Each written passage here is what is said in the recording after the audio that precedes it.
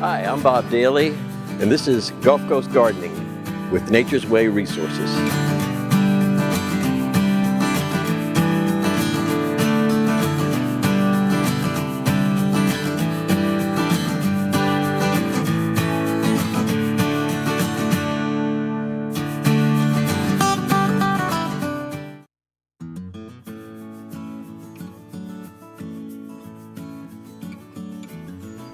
Hello everybody. We're here in Montgomery County at the home of Diane Cabiness, who is one of the foremost natural native plant experts in Southeast Texas. And today we're going to be walking around her yard and her little part of her nursery and see some native plants. Hi there, welcome. You want to tell us something about these plants here? Well, right here we have our native Turk's cap. Yeah. Arboreas. As we all know, it's very hardy. First time I ever saw it was on 105, Highway 105. The patch that originally was there is now gone. But beautiful red flowers in the spring, summer, and fall. As we all know, ruby-throated hummingbirds like to visit it, as well as our yellow sulfur butterflies. Very easy for somebody who doesn't know how to garden. This is certainly a plant to consider for a first-timer. It'll get anywhere from 3 to 6 feet tall, depending on the situation, like lighting or sun. I have seen them in the past south of Houston in what I would call full sun, but most of the times I've seen them around here in shade, partial shade to half-day sun, but very, very easy. Hummingbirds like these as well, don't they? Yes, right. And it grows in just about any kind of soil, sandy, loam, clay.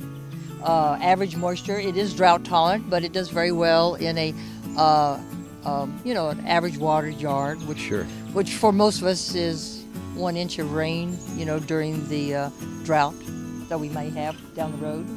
How about this plant over here? This is a beautiful plant. Oh, American beauty bush. Calocarpus americana. As you see, it has butterflies just waiting for a beneficial insect to come to it and pollinate it. The berries are magenta, and they are edible in small amounts. Right. But now, I tried one once, and yeah, I didn't like the taste, but Linda Crum made some jelly out of one day. Yeah, it was pretty good, actually. Very good. Show us some of these other plants you have growing out here. There's some beautiful things. Okay. Now, what kind of plant is this? This is frostweed. Verbicina virginica is its botanical name. Very, very easy to grow. Some people might consider it a weed. I once saw a fabulous battle between our little stick praying mantis and some pollinators. And I won't tell you who won, but it was still an amazing sort. But it's definitely a plant that's good for beneficial insects. Very hardy. It'll get anywhere from 4 to 6 feet tall, easy. Don't have to do anything with it. If it gets water, that's fine. If it doesn't get water, that's fine. It is a reseeder. Why do they call it frostweed? Because as you see, the stems have like these wings on it. Yeah. And when Kind of like a winged elm. Right. And if we were in colder weather where we had a lot of ice, these would freeze up, and you would notice that it is a frostweed now. Okay, I understand. Yeah. This is sparkleberry, related to blueberry.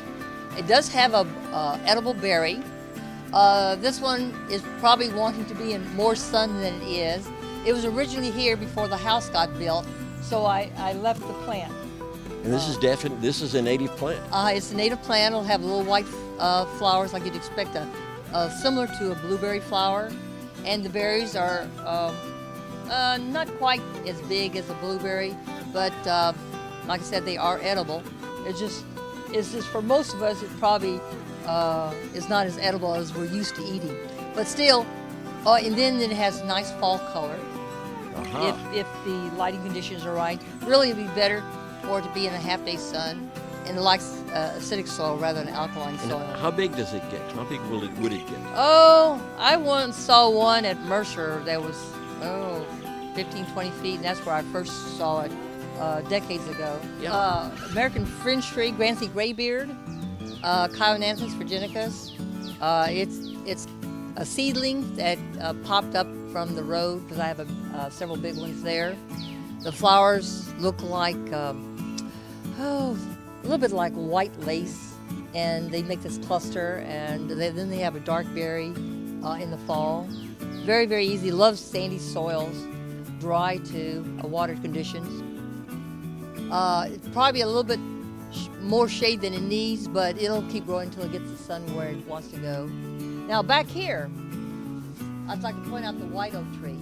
This tree has to be one of my favorite. Quercus alba.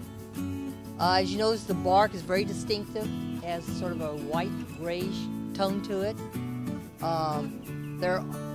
They're pretty much a single trunk. You can plant them as close as 6 feet to your house because the roots go down really, really deep. Not like a live oak where the roots are spread out. Right, exactly. Or sweet gum. Yeah, but very, very easy. And the birds love it. They land on there before they come to the various feeders that I have around the house. So it's a good hiding place for them from the hawk. I saw a hawk coming over. Oh yes. Oh, listen. One time I I heard the squawking and this noise, and I go over there, and there was a red-shouldered hawk with one of my squirrels in his mouth, and the squirrel was too heavy for him, and when I came over there, he did what they call mantling, hovered over his prey, and I backed off and left him to it. I don't know if he was able to eat it or carry part of it off or whatever, but I left him to his breakfast. This is Indoceos in flower, Chasmathium latifolium, and like I said earlier, the first time I ever saw it was on the San Jacinto River. I collected one because it was a huge clump, and well, now it's all over. As Bob knows, it's a very, very happy plant. It likes watered conditions, but it also is very drought tolerant too. Because where it naturally grows is usually along sandy banks along the streams. I found some along Spring Creek, way in the back there behind the Montgomery Preserve. Oh, okay. Yeah, so it's really pretty. Yes, yeah. Very easy. A lot of different birds like the seeds. When they turn brown and shatter in the fall, they'll stay green for quite a long time on the plant. But again, like I said, very, very easy. And sometimes it'll die back in the wintertime, although sometimes you'll see a little green sprouted above it. But very, very easy plant. Again, another plant for a beginner gardener. This is arrowwood viburnum dentatum. It's a native here in this part of East Texas. Very, very easy, very drought tolerant. It handles our droughts when we have it. Like many, many years ago, we had a 3-year drought, and it handled it well.